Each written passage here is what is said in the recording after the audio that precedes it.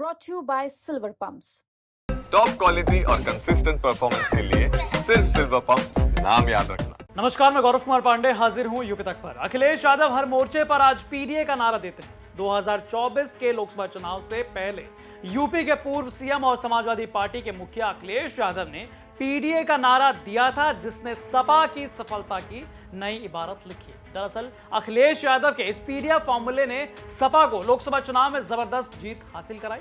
सपा ने सूबे में सबसे ज्यादा 37 सीटें जीती और यूपी में भाजपा के विजय रथ को रोक दिया। लेकिन सबसे बड़ा सवाल यह है कि आखिर पीडीए है क्या। आपको बता दें कि चुनाव से पहले अखिलेश यादव ने पीडीए का फॉर्मूला बताया था पिछड़ा, दलित और अल्पसंख्यक। हालांकि अखिलेश यादव ने कहा था कि पीडीए में सिर्फ पिछड़ा, दलित और अल्पसंख्यक ही नहीं बल्कि कई और वर्ग भी शामिल हैं। अब अखिलेश ने पीडीए के पी की नई फुल फॉर्म बता दी।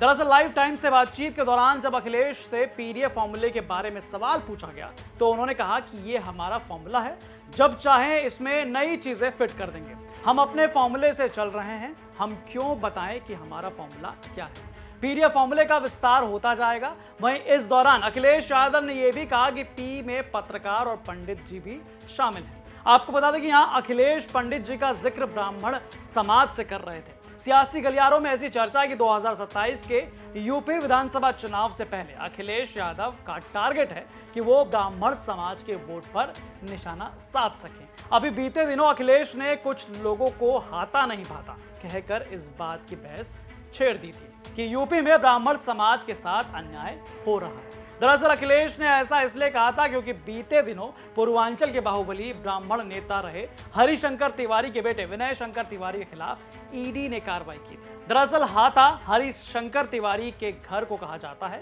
गोरखपुर में यह चर्चा आम है कि सीएम योगी की हाथा से सियासी अदावत रही है। अब ऐसे में जब ईडी ने विनय शंकर तिवारी के खिलाफ कार्रवाई की तो अखिलेश ने कहा कि कुछ लोगों को हाथा नहीं भाता।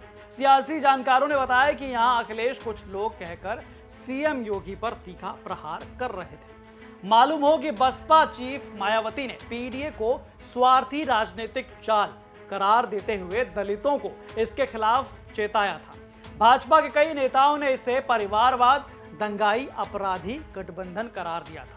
अब यह देखना दिलचस्प होगा कि 2027 के यूपी विधानसभा चुनाव में अखिलेश यादव कितना ब्राह्मण वोटरों को लुभा पाते हैं, क्योंकि अब उन्होंने अपने पीडीए में पी को पंडित जी बोलकर इसमें ब्राह्मण समाज को शामिल करने का इशारा कर दिया। हालांकि आपकी इस पर क्या राय है हमें कमेंट करके जरूर बताएं। बाकी तमाम खबरों के लिए आप देखते रहें यूपी तक। धन्यवाद।